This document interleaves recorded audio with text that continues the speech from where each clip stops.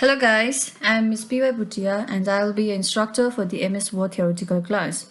As you have completed your previous chapter of operating system, I hope now you have the basic understanding of software and OS. I request you to kindly jot down any terms or sentences which you are not familiar with or have not understood during this whole session. You can pause this video and open your CLC book or the ebook which we have distributed before we start this class, and also please try to remember the shortcut keys which will be very helpful for you to operate your system, and rest you can just Google it where you are having doubts or ask your respective teacher from your college. Okay, so I have categorized this word class into 6 sessions from the basic understanding of to the basic functions and tools and ribbons of the tabs. So starting with this, I would like to start with the introduction part of your Word.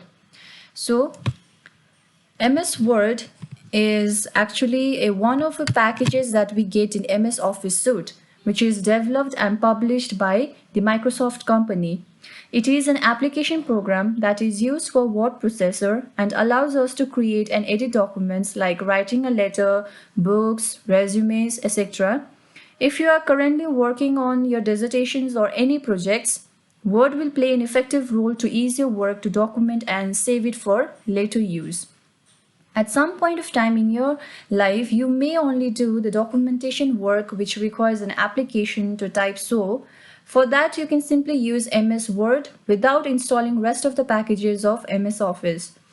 Now going back to date, it was launched in October 1983 and since then it has been revised and upgraded multiple times, which means software is upgraded with newer version with better features and functionalities. MS Word is also simply called as Word, which works both on Windows and Macintosh OS. Nowadays, you can find it in your smartphones as well, and I would like to encourage you to use it very frequently. Talking about the document, the files saved in Word are saved with .docx extension.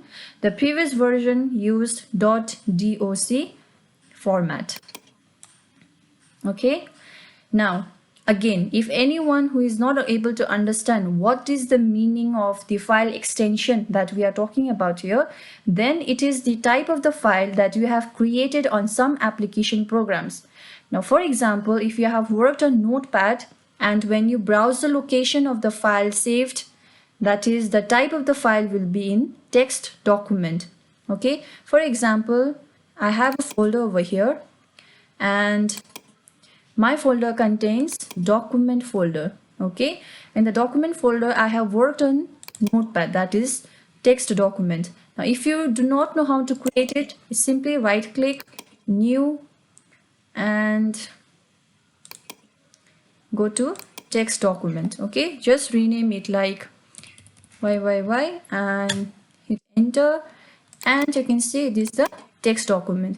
Now when you want to open this, it opens your Notepad, isn't it?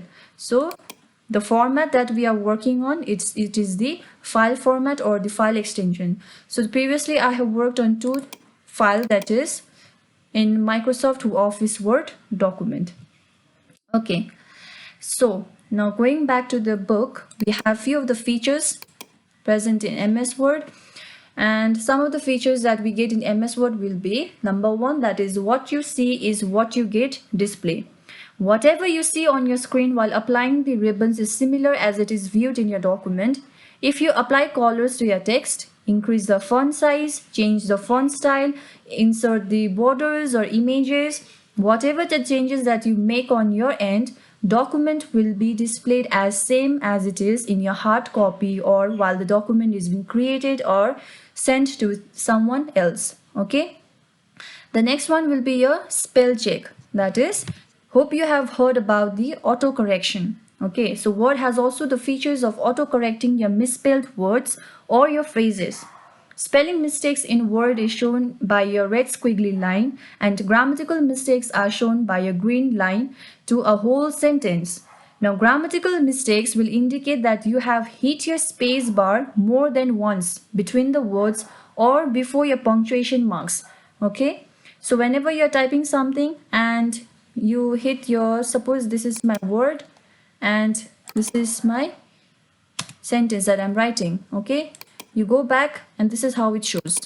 That is, you have two spaces in between two words. Okay, just remove one, go back somewhere, and then it is gone. Okay, and the red squiggly line is something that is not there in your dictionary. A word has an inbuilt dictionary, so a word does not recognize this new word that you have just entered.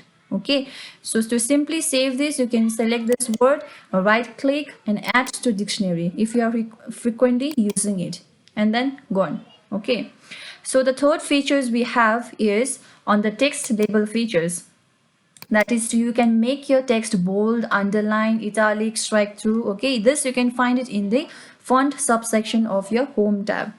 The next will be your page label features, where the spacing and indentations can be done at the page label. So that is, after you have finished typing, how much space do you want to view at your paragraph or to your whole document. Okay, the last one will be your external support. The external support, the word is supported to an external application while you are working on other programs. That is, you can also work on both the applications while you are just focusing on one. That is, Word will be compatible and it is supported with many other programs. Okay. So once you start working on Word, you will be able to create documents, edit any mistake, or want to add more of your work, or save it for the later use for easy retrieval, or say access it in future. We will know basic and useful tools that we will be using it in our day-to-day life. We shall now start with the tools that we get in the home tab, and this class is also supported by the practical tutorials. Okay, so please remember to have more practical sessions, and the more you learn about practical sessions, the more you practice on it. Based on your practices, trust me, you are going very far with that. Okay. So, and I also would like to tell that I know most of you are already very much familiar with the uses of Word application, but it is not always about the text or the tools. You need to grasp the knowledge of this application as a whole, which I will be also guiding you once and every while. Again, if any doubt, please feel free to ping me or your respective teachers. Okay. Next, we'll be going into the word processing basic sections, that is the session 2. Okay, see.